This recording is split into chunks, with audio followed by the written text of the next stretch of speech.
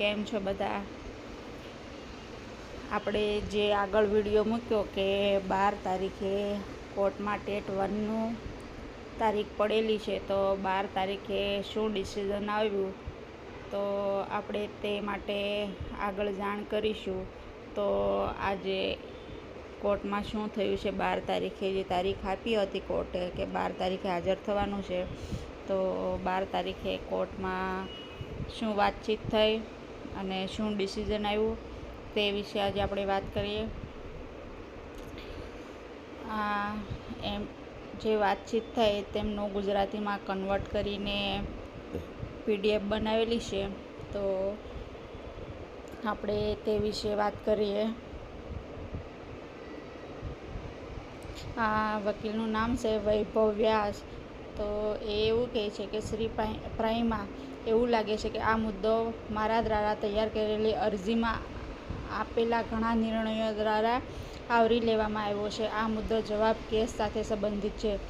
તો જજ છે તે એમ કહે છે કે હા, શ્રી વિકે હાજર થયા હતા. હા મામલતદાર. તો વૈભવ વ્યાસ એવું કહે છે કે હા, એકમાત્ર સ્પષ્ટ ઈચ્છા ધરાવતું ચિત્ર એ હશે કે પહેલાંની અરજી હતી. ને જજ એવું કહે છે કે હું નોટિસ જારી કરીશ, તેમને હાજર થવા દો અને ત્યારબાદ જોઈશું એમ. એટલે બોર્ડને નોટિસ જારી કરશે હવે. તો વકીલ એવું કહે છે કે મહેરબાની કરીને આ માનનીય કોર્ટ સમક્ષ 2 અરજીઓ પહેલાંથી જ દાખલ કરવામાં આવેલી છે અને આ ત્રીજી અરજી છે. તો ઓછામાં ઓછું સ્ટેન્ડ આગળ આવી શકે.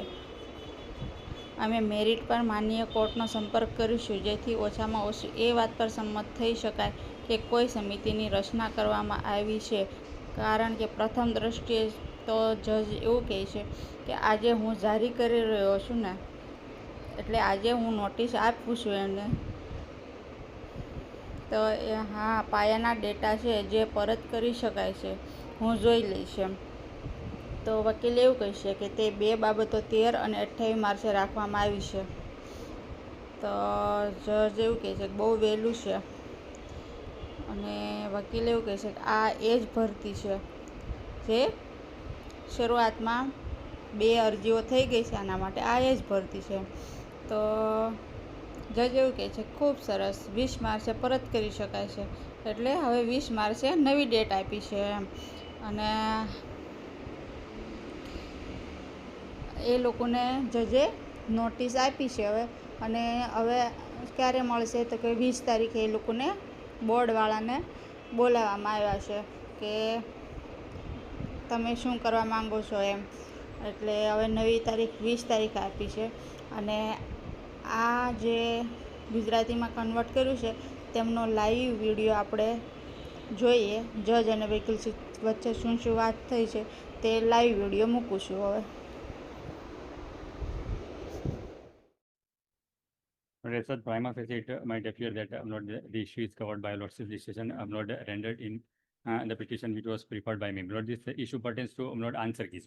Answer key, yes. Answer. That Mr. Virk had appeared. Yes, Recruitment. Yes. The only distinguishing feature would be, that there was an earlier petition. I'll issue notice, let them appear, and thereafter. Already petitions, 2 petitions have been preferred before this honorable court. Well, I'll issue notice. Please, Lord. Right? Please. So at least the stand can come forward.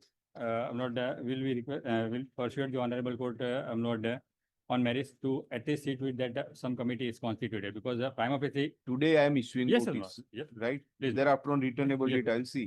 Those matters, those 2 matters are kept on 30 and 20th March. It's too early. 20th. Same recruitment, sir. Same recruitment. Very well. Notice returnable on 20th March. Learned AGP waives phone number 1, direct service phone number 2. Please, I am obliged. Okay.